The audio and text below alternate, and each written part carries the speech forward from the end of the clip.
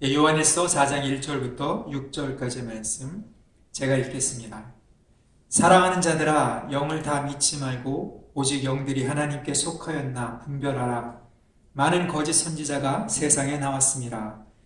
이로써 너희가 하나님의 영을 알지니 곧 예수 그리스도께서 육체로 오신 것을 시인하는 영마다 하나님께 속한 것이요 예수를 시인하지 아니하는 영마다 하나님께 속한 것이 아니니 이것이 곧 적 그리스도의 영이니라. 오리라 한 말을 너희가 들었거니와 지금 벌써 세상에 있느니라. 자녀들아, 너희는 하나님께 속하였고 또 그들을 이기었나니 이는 너희 안에 계신 이가 세상에 있는 자보다 크심이라. 그들은 세상에 속한 고로 세상에 속한 말을 하며 세상이 그들의 말을 듣느니라. 우리는 하나님께 속하였으니 하나님을 아는 자는 우리의 말을 듣고 하나님께 속하지 아니한 자는 우리의 말을 듣지 아니하나니 진리의 영과 미혹의 영을 이로써 아느니라. 네, 오늘 말씀은 진짜를 붙들고 있어야 가짜를 뿌리칠 수 있다라는 제목으로 함께 요한에서 4장 1절부터 6절까지의 말씀을 나누기를 원합니다.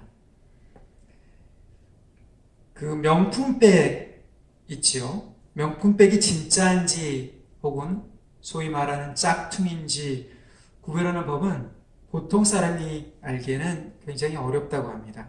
그런데 갑자기 비가 오면 구분이 된다고 하는 그런 우스갯소리가 있습니다. 갑자기 비가 오면 길거리에 명품백을 들고 가는 사람이 진짜 명품백이면은 그것을 품에 품고 가고요. 짝퉁백은 머리에 쓰고 간다고 합니다.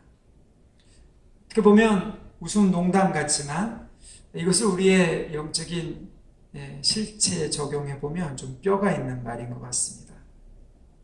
우리가 가지고 있는 신앙이 비슷해 보이지만 짝퉁 신앙이냐 진짜이냐 이것을 가리는 것은 결국 위기의 상황, 어려울 때, 고난 가운데 처했을 때 그것을 진위를 가릴 수 있다라는 그런 교훈을 우리가 얻을 수가 있겠죠. 우린 지금 어떻게 보면 이 폭풍과 비바람의 시간을 지나고 있습니다. 코로나 바이러스 때문에 교회에 공적인 예배로 모이는 것이 멈춰진 그런 시간에 왔죠. 이 시간에 우리는 스스로를 돌이켜보면서 정말 내가 소중히 여기는 것이 무엇인가? 정말 내가 중요하게 붙들고 있던 것이 무엇이었는가? 이것이 정말 진짜였는가 하는 것을 확인해 볼 수 있는 그런 시간인 것 같습니다. 내가 정말 신앙을 가지고 있는 이 신앙, 내가 예배를 정말 소중히 여기고 있었느냐?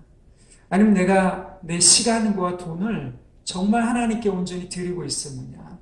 내가 내 몸을 하나님께 산 제사로 드리고 있었느냐? 내 삶을 신령과 진정의 예배로 드리고 있었느냐?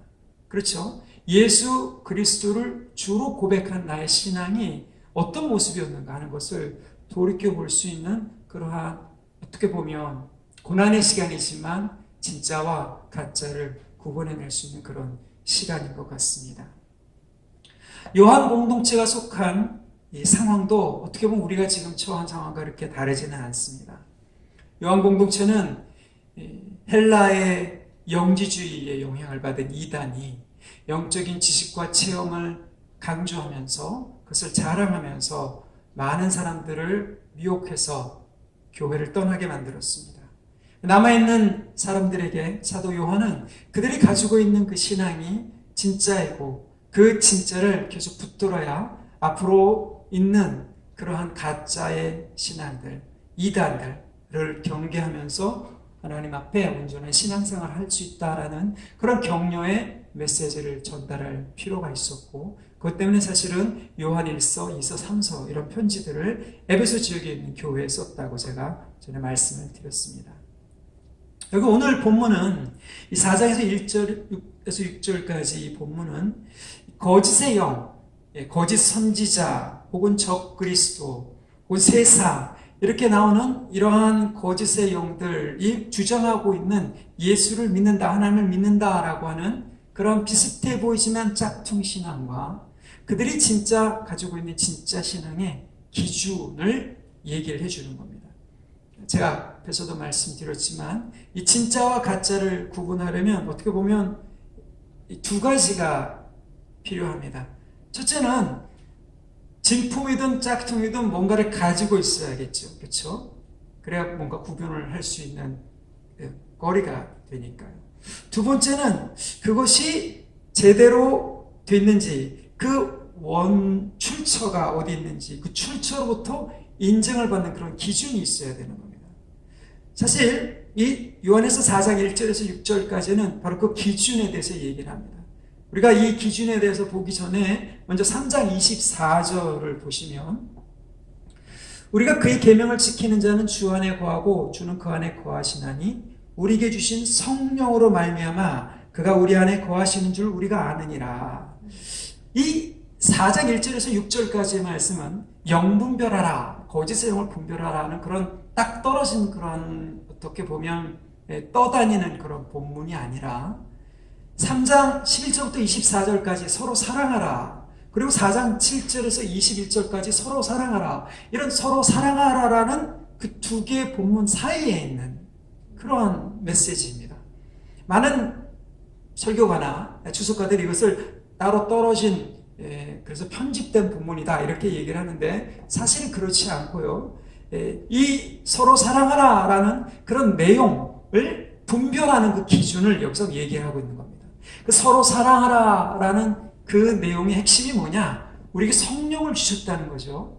하나님께서 우리에게 주신 그 사랑을 성령을 통해서 알 수 있고, 우리가 그 사랑을 가지고 서로 사랑하는 것을 성령을 통해서 할 수 있다. 그럼 우리가 받은 그 성령님께서 하시는 그 일이 진짜냐 가짜냐, 이것을 확인해 보라라는 겁니다. 그래서 오늘 우리가 4장 1절부터 6절까지 보면 크게 보면 이 세 가지 기준을 얘기할 수 있는데요. 여기에 가장 많이 반복되는 그러한 구절이 바로 영들이 하나님께 속하였나, 하나님께 속해 있나라는 그러한 표현들이 거의 매 구절마다 나옵니다. 그렇죠? 1절 영들이 하나님께 속해 있나, 2절에도 보면 하나님께 속한 것이요, 이 헬라어로 말하자면 이거는 ektutheu라는 그러한 표현인데요. 똑같은 표현이 3절, 4절, 5절만 빼고 6절에는 두 번이나 나와 있습니다.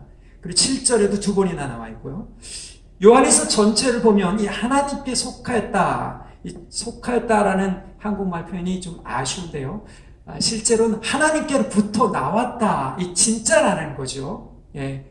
원출처가 하나님으로부터 나온 그 영, 성령을 우리가 받았다라는 뜻이니까요.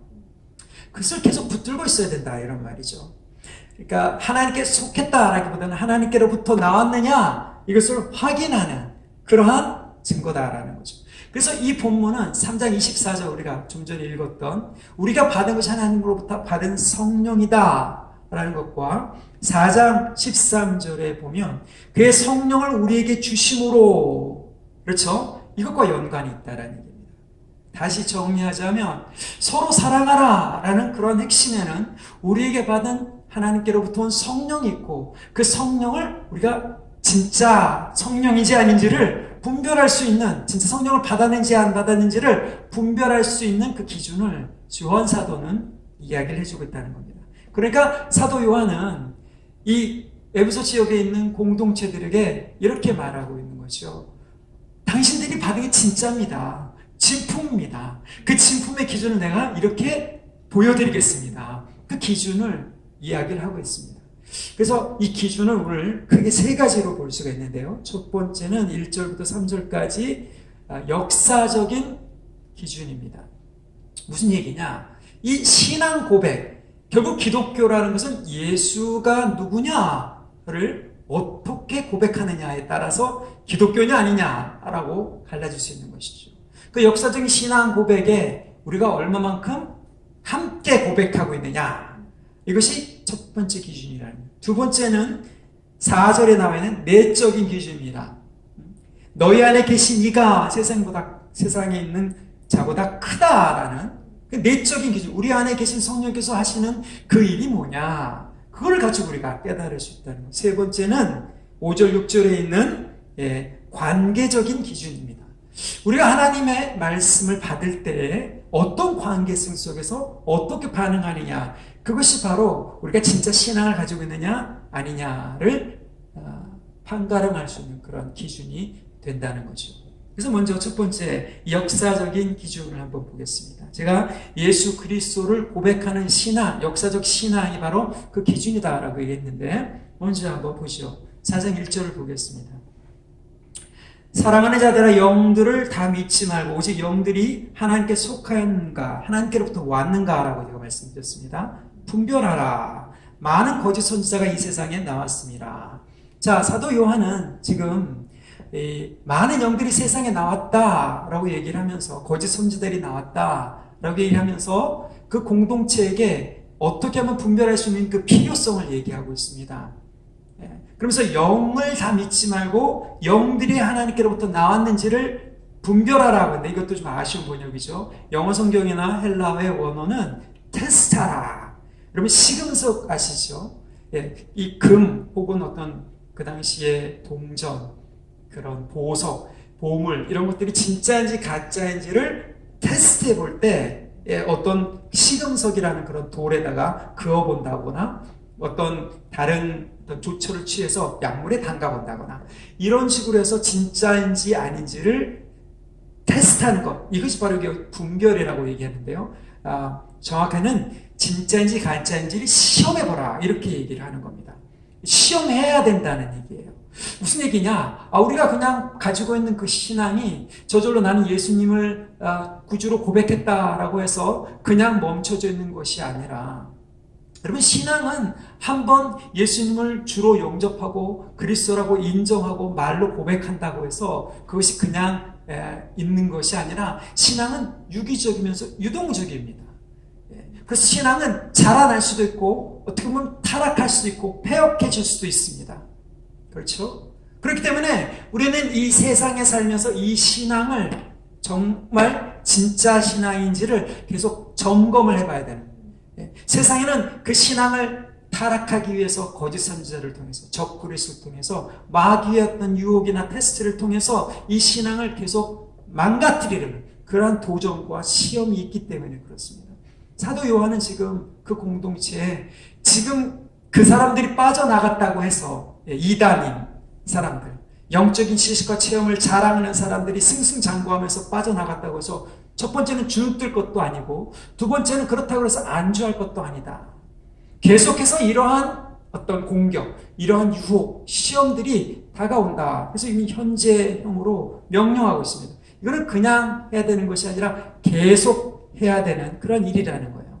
그러면서 사랑하는 자들아, 이 복수로 나와 있습니다. 그렇죠?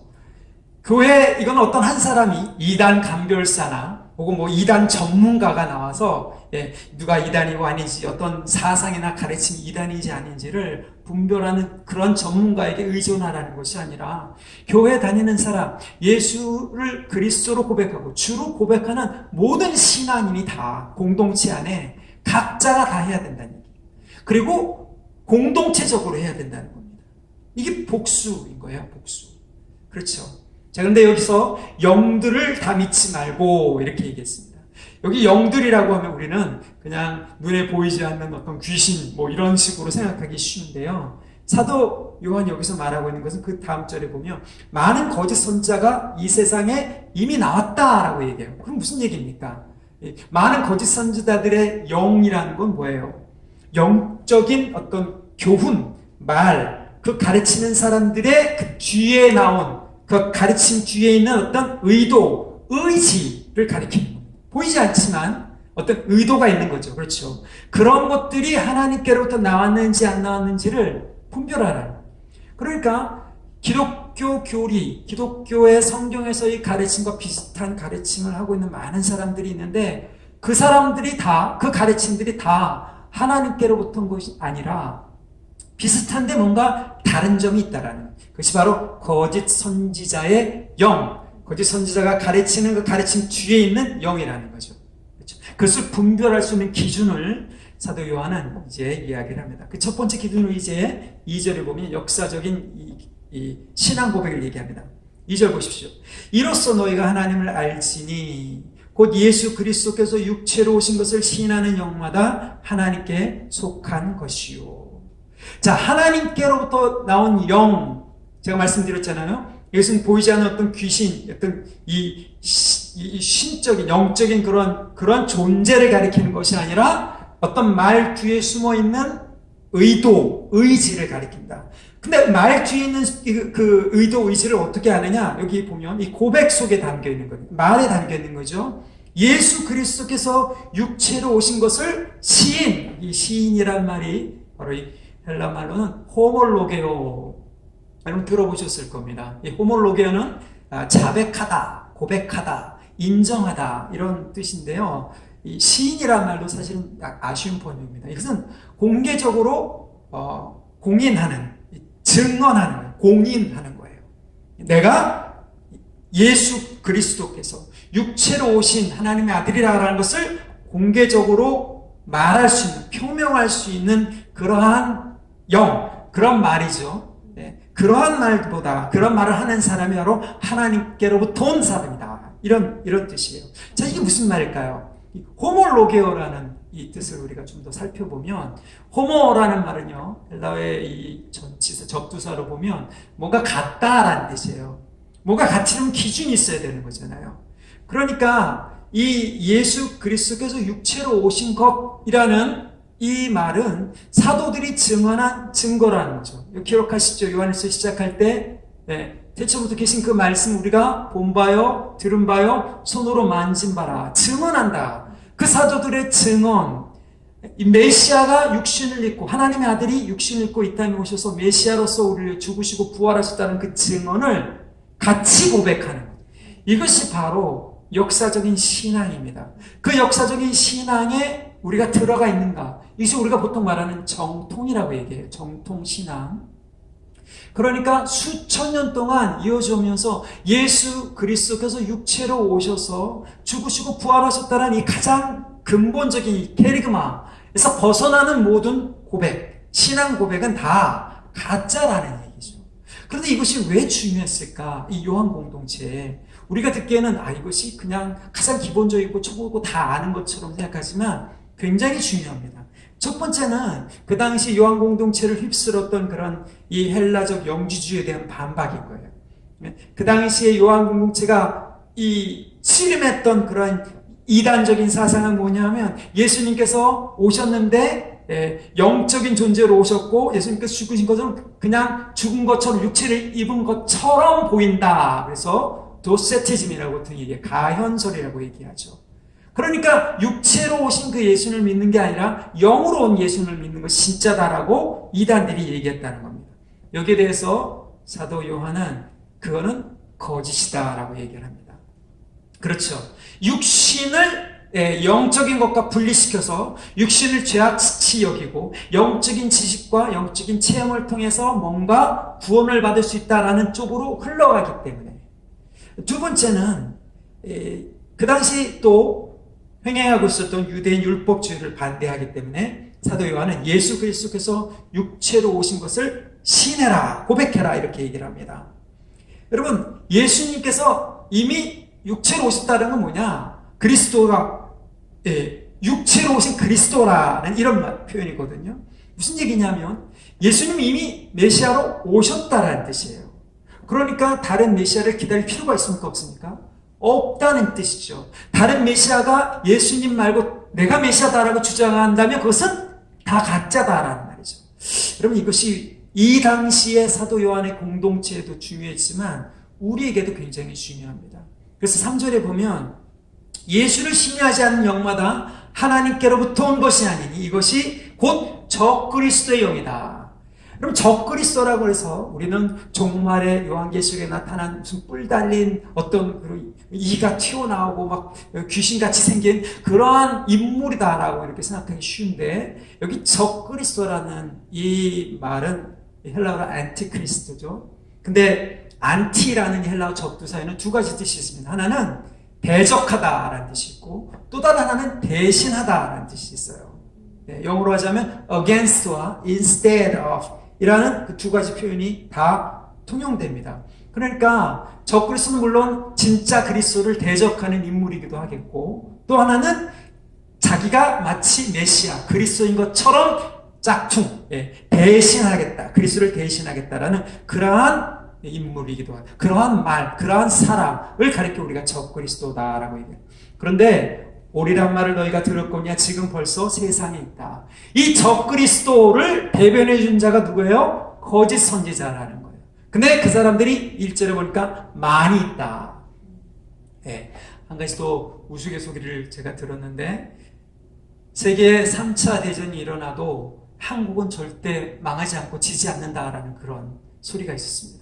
왜 그러냐 그랬더니 어떤 신문기사에서 제가 읽었는데, 한국에 자칭 하나님이라고 자처하는 사람들이 한 20명 정도 되고요, 자칭 재림 예수라고 주장하는 교주들이 한 50명 정도 되고, 그 밖에 엘리야, 자칭 엘리야, 자칭 두 감람나 중 하나다라고 얘기하는 사람들이 한 몇십 명 된답니다.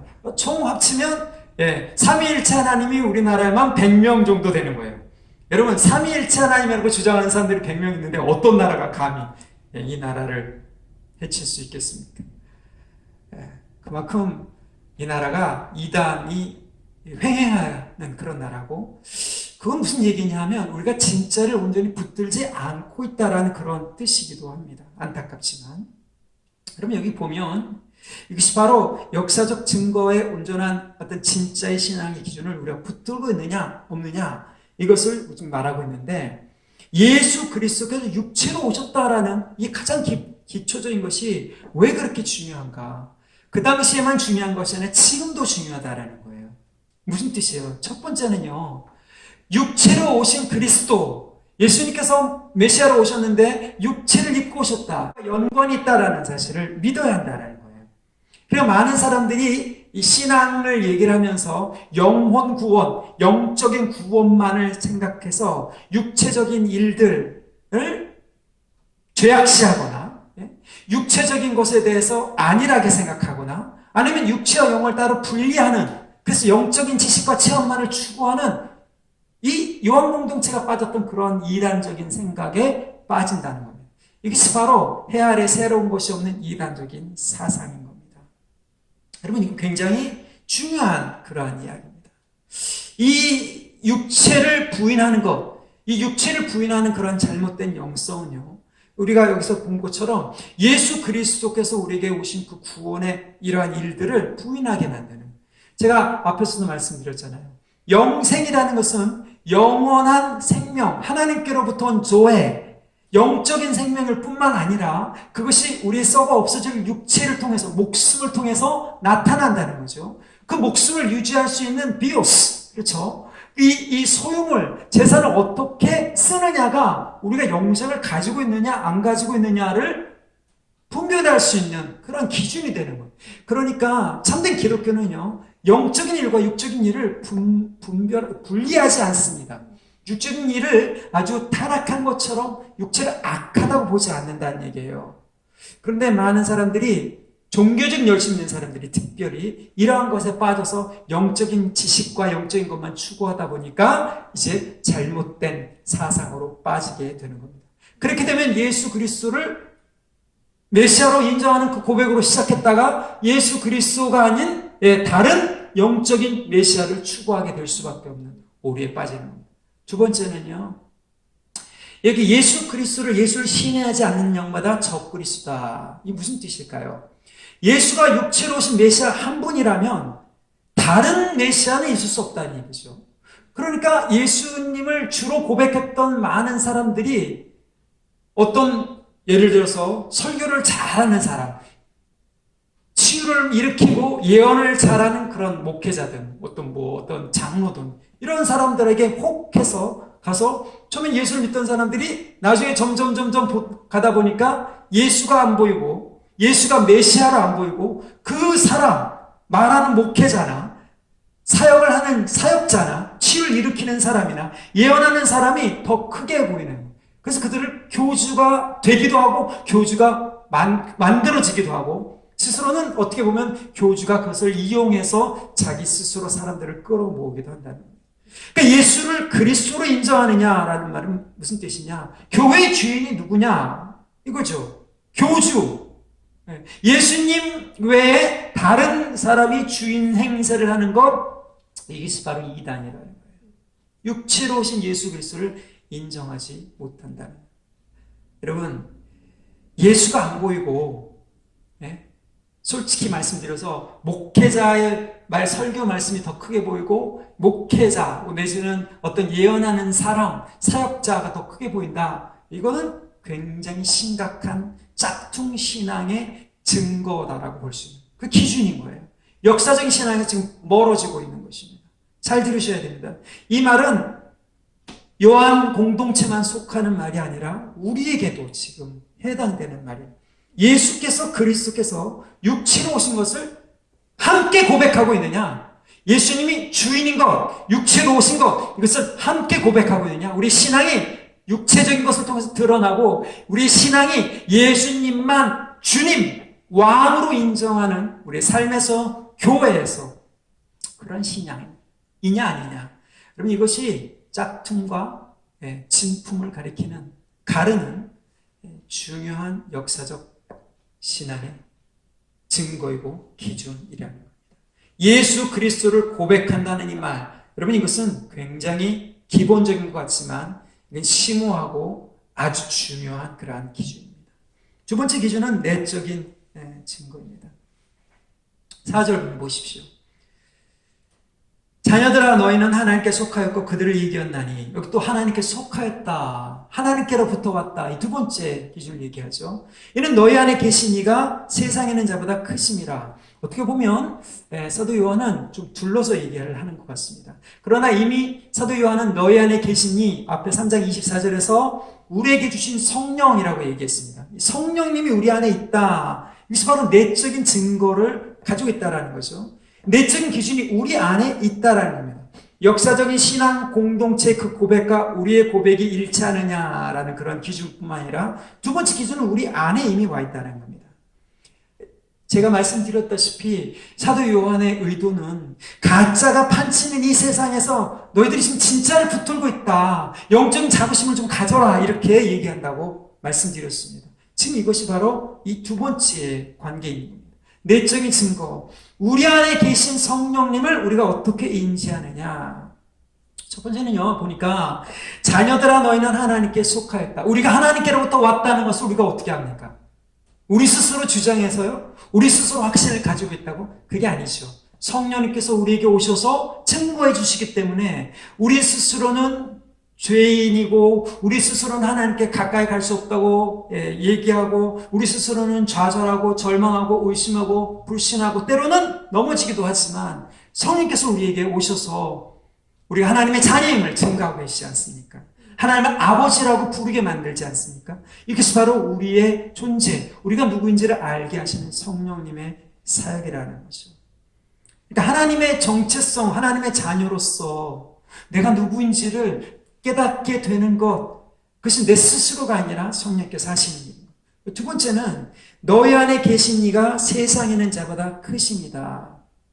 여러분, 성령께서 우리에게 오셔서 하시는 일은 우리가 믿고 있는 예수님을 보게 하는 것, 예수님을 그리스도로 인정하게 하고 하나님의 아들이심을 증거하시는 분이에요. 또 두 번째는 우리 안에 계신 이가 계속해서 그 증거를 하시면서 여러분, 하나님께서 우리 안에 이 양심을 통해서 말씀하신다. 그렇죠. 그래서 하나님께서 양심을 통해서 우리에게 세상보다 더 큰 소리로 말씀하신다는 거예요. 세상을 이겼다. 우리 안에 계신 그 분이 세상에서 말하는 그 어떤 적그리스도든 거짓 선지자든 간에 그것을 이겼다라는 거예요. 뭐를 통해서요? 성령님께서 우리의 양심을 통해서 말씀하시는 것. 그것이 바로 우리가 하나님께 속해 있다는 그런 두 번째 내적인 증거라는 뜻입니다. 그럼 이것을 우리에게 좀 적용해 봅시다. 사도 요한 공동체처럼 우리가 하나님의 자녀로서의 정체성을 제대로 가지고 있느냐, 가지게 만드느냐. 그럼 교회 신앙생활을 하면서 그렇잖아요.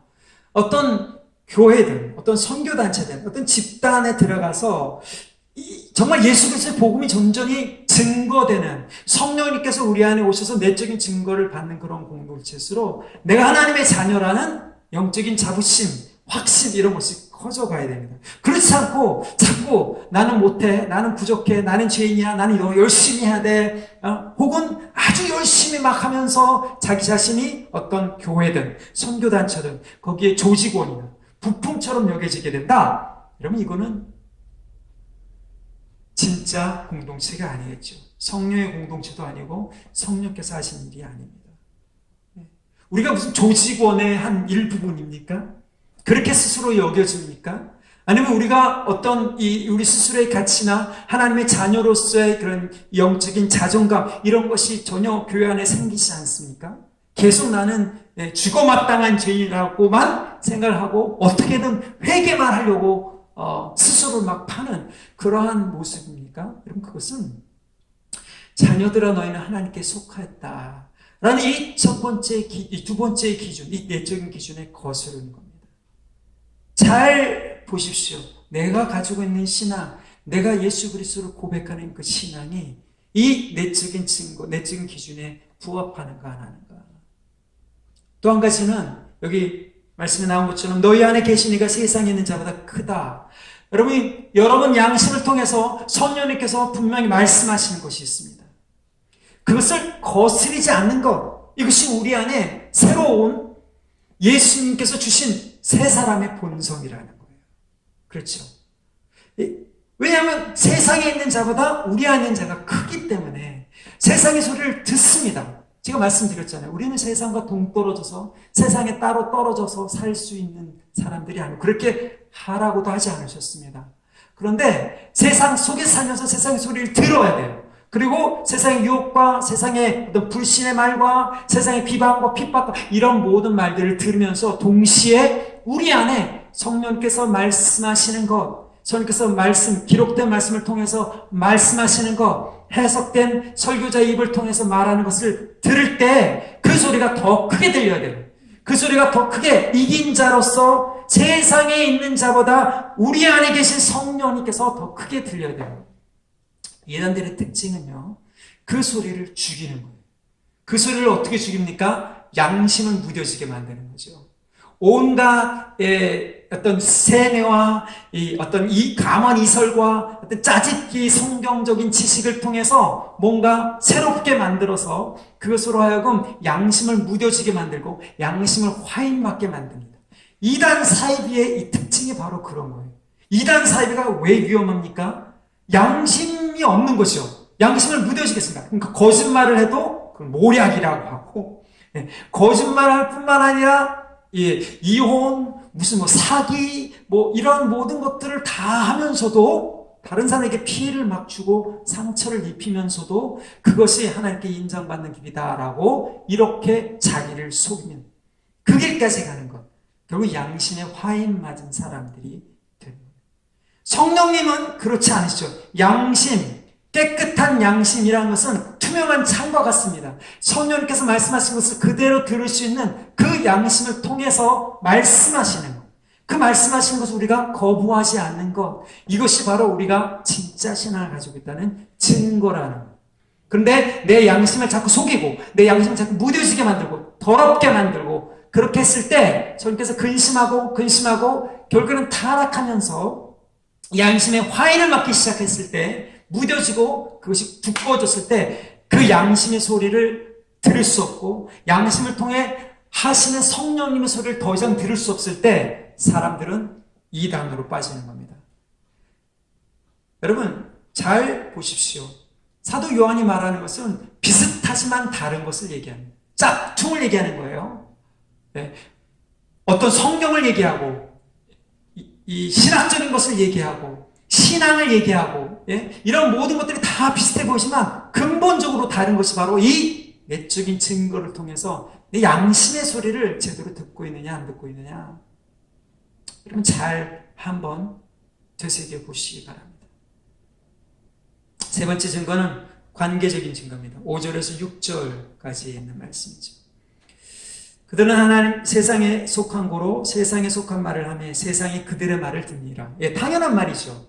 밖에 나간 사람들 무슨 뜻이에요? 이단에 속한 사람들은 세상에 속했다. 무슨 얘기예요? 거짓 선지자와 적그리스도가 판치는 그러한 그 예수 그리스도를 조작해서 만들어낸 그런 말들이죠. 하나님은 빛이다. 하나님 안에 거하고 있다. 하나님을 알고 있다. 사도 요한이 1장과 2장에서 말한 그러한 말들이 중요한 것이 아니라 그들이 그것을 왜곡해서 그 잘못된 의도로 속이는 것, 세상의 가치와 기준으로 말을 하니까 거기에 홀딱 넘어가게 된다는 거예요. 그 세상의 말을 들을 수밖에 없는 거죠. 그러나 6절에 보니까 우리는 하나님께 속하였으니 하나님을 아는 자는, 여기 보면 우리는 하나님께 속하였다. 자, 이제 뭔가 정리가 되시죠. 영들이 하나님께 속하였느냐, 너희가 하나님께 속하였다, 우리는 하나님께 속하였다. 그렇죠? 하나님께 속한 영, 우리가 하나님께 속해 있다, 너희가 하나님께 속해 있다. 이것이 바로 사도 요한이 말하고자 하는 진품신앙과 짝퉁신앙을 가리키는 기준이라는 거예요. 자, 그런데 여기 우리는 바로 공동체를 가리키는데 이 관계를 가리킵니다. 결국 사도 요한이 말하는 그 증거를, 사도들이 말하고 있는 예수 그리스도에 대한 증거를 공동체가 어떻게 받아들이고 있느냐가 진품신앙과 짝퉁신앙을 가르는 기준이 된다는 얘기예요. 이 당시에는 기록된 말씀이 없었습니다. 그렇잖아요. 이 기록된 말씀, 하나님께서 이스라엘과 어떤 역사적인 상황을 통해서 어떠한 온전한 신앙, 메시아를 향한 그런 신앙들을 예언하셨고 그것을 이루셨는가. 신약과 구약이 이 당시에는 완성되지도 않았고 성경을 가진 사람은 거의 없었습니다.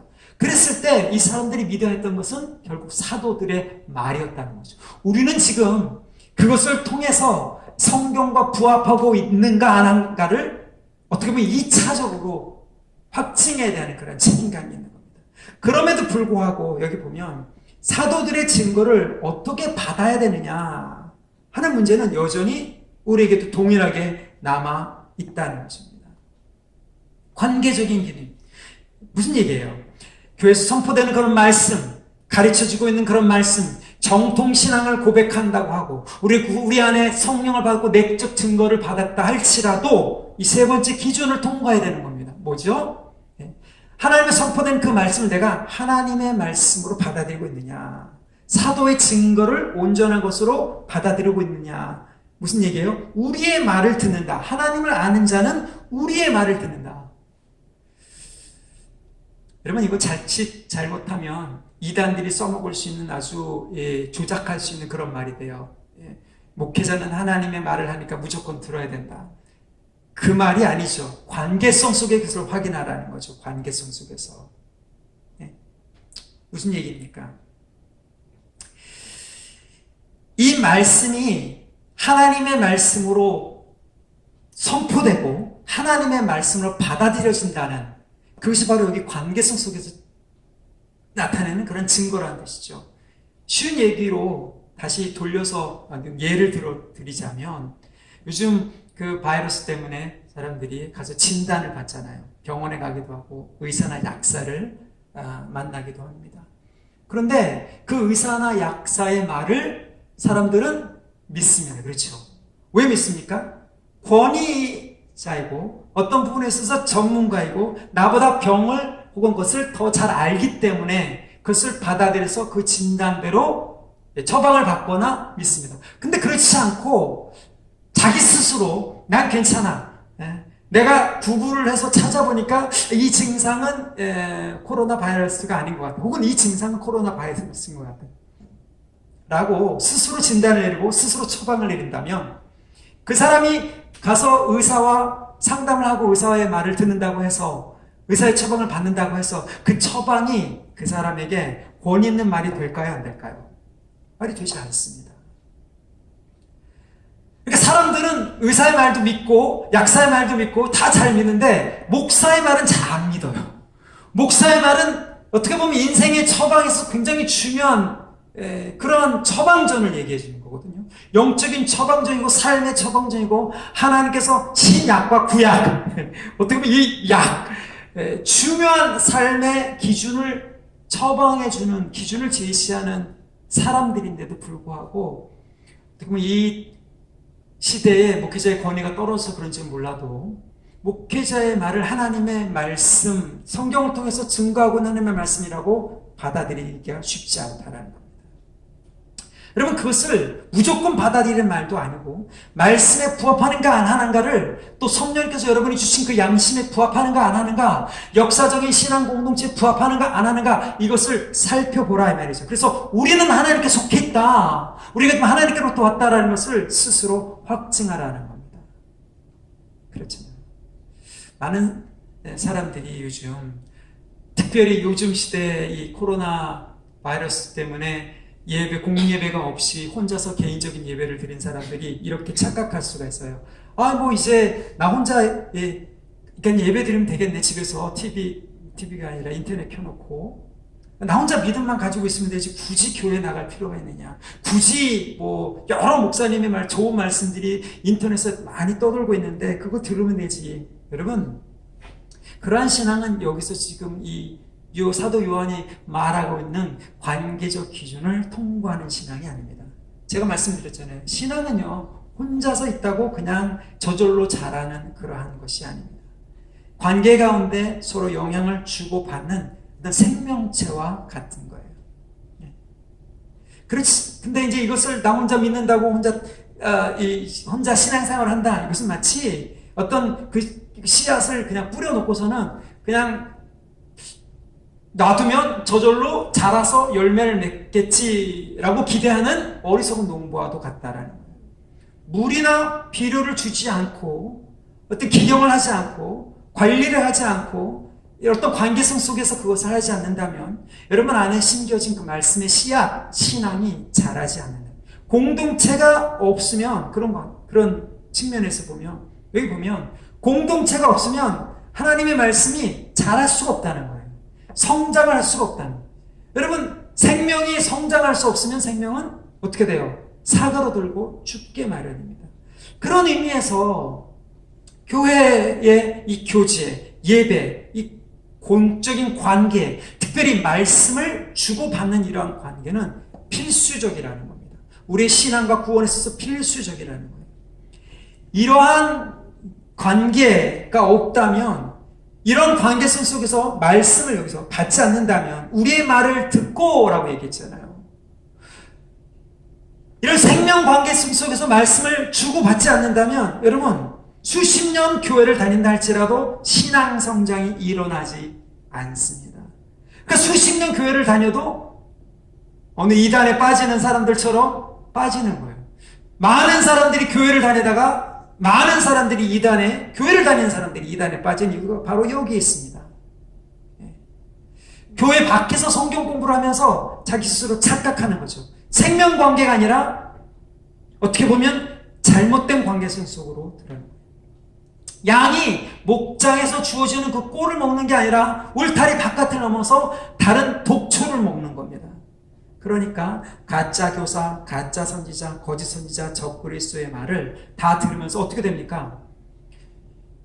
생명을 얻는 게 아니라, 여러분, 생명을 얻는다는 것은 무슨 뜻이에요? 하나님의 양, 하나님의 목장에서 하나님의 양이 되어서 그의 삶을 온전히 하나님께 드려지는, 하나님께 드리는 것이 아니라 그의 삶, 돈, 몸, 시간, 이 모든 것을 다 누구한테 바쳐요? 거짓 선지자, 교주, 적그리스도에게 바치게 되는, 결국 하나님께 드리는 산제사로 드려지는 것이 아니라 고기와 털을, 양의 고기와 양의 털을 교주에게 바치는 거짓 제사가 드려지게 된다는 것. 이로써 진리의 영과 미혹의 영을 안다. 여러분, 여러분의 말씀을 정말 영의 양식으로 먹고 있습니까? 말씀을 먹으면서 예수님이 더 보이고 예수님을 더 깊이 알아가고 더 사랑하고 싶은 그러한 마음이 들고 더 순종하고 싶고, 그 말씀은 정말 약국에서 받는 혹은 의사에게 받는 그 처방전보다 더 귀한 삶의 처방전처럼 받아들여지고 있느냐. 여러분, 이것이 중요한 증거입니다. 은행에 가면 위조 지폐를 감별하는 위조 지폐 감별사가 있습니다.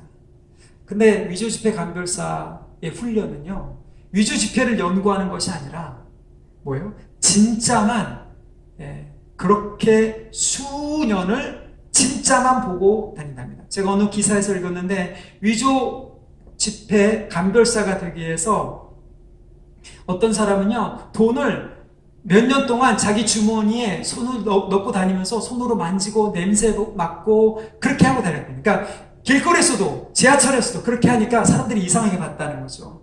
그런데 그렇게 해야 그 진짜에 완전히 어떻게 보면 쩔어드는 거죠.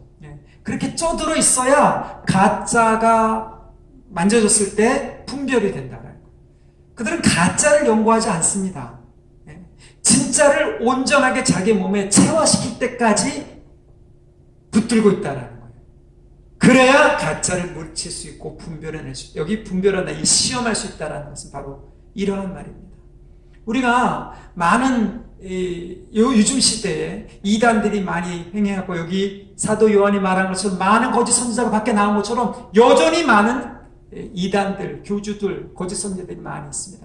그들을 하나하나 다 연구하라라고 말하지 않습니다. 성경은. 그게 아니라 진짜를 붙들라. 예수 그리스도를 육체로 오신 하나님의 아들로 인정하고 성령께서 그 아들을 인정하는 그 증거를, 내적인 증거를 받아들이고 그 말씀의 교제 가운데 말씀을 생명으로 먹으라. 하나님의 말씀을 생명으로 먹으라. 이것이 바로 진짜를 붙드는 기준이라. 진짜 신앙을 가지고 있는 기준이라는 것입니다. 여러분, 이 증거들이 우리 안에 이미 와 있고 우리 공동체에 이미 주어졌다. 사도 요한은 그들에게 격려합니다. 바로 너희가 진짜 신앙을 가지고 있다. 세상에 아무리 영적인 지식을 자랑하고 기적과 표적과 이런 것들을 말하면서 예언을 말하면서 속이려고 해도 속아 넘어가지 마라. 여러분, 이것들을 우리가 가지고 있을 때 우리는 3장과 4장에서 말하고 있는 서로 사랑하라. 하나님은 사랑이니 라는 그 말씀, 그 명령을 온전히 드러낼 수 있습니다. 결국 우리가 진짜를 붙들고 있다는 것과 서로 사랑하는 것은 동전의 양면과 같다는 거죠. 많은 사람들이 종교적 지식과 종교적 체험 때문에 자아주티에 빠져갖고 은혜를 갈망한다 그러면서 어떤 그런 느낌적인 느낌, 요즘 말로 하자면 거기를 추구하려는 것이 많아요. 여러분, 하나님의 사랑은 이미 우리 안에 와 있습니다. 예수 그리스도께서 주신 성령을 통해서 우리 안에 와 있다는 거예요. 보이는 하나님이 아니죠. 보이지 않는 하나님께서 그 사랑을 우리한테 성령으로 부어주셨어요. 성령도 보이시는 분이 아니에요. 그럼 우리가 그것을 어떻게 합니까? 우리가 진짜 하나님의 성령을 받았다는 걸 어떻게 알죠? 하나님의 사랑을, 보이지 않는 사랑을 받았다는 걸 어떻게 합니까? 영생을 가지고 있다는 것을 어떻게 합니까? 여러분, 우리의 목숨의 방향성이, 그 목숨을 유지하는 우리의 소유의 방향성이 어디를 향하고 있느냐? 형제들을 향하고 있느냐? 여러분, 세상에서는 거짓 선지자들이 우리를 유혹하고 꼬십니다. 그것에 대해서 지금 1절에서 6절까지 경계하라, 시험하라고 얘기했어요. 그러나 내적으로 보자면 우리 안에 있는 이 성령님, 성령을 통해 주신 하나님의 사랑은 바로 이 보이는 형제들을 향한 하나님의 사랑을 어떻게 증가하느냐에 달려있다는 것입니다. 말씀을 정리하겠습니다. 짝퉁 신앙은 완전히 다른 신앙이 아니라 비슷하지만, 비슷해 보지만 결국에는 가짜 신앙입니다. 하나님께로부터 오지 않았기 때문입니다. 하나님께로부터 온 성령이 우리 안에 거하시다면 우리는 예수 그리스도에 대한 온전한 신앙 고백, 우리는 성령께서 우리에게 말씀하시는 것을 들을 수 있는 내적인 고백, 내적인 증거, 그리고 하나님의 말씀을 생명으로 받을 수 있는 그런 관계성 속에서 진짜 신앙을 확증할 수 있다고 믿습니다. 여러분, 이 증거, 이 기준들을 통과하지 않는다면 여러분이 가지고 있는 신앙이 아무리 훌륭해 보인다 할지라도 결국에는 비슷하지만 짝퉁인 신앙인 것을 아시면서 우리가 가지고 있는 신앙이 진짜인지 아닌지를 점검하는 저와 여러분이 되기를 예수님의 이름으로 축복합니다. 같이 기도하겠습니다.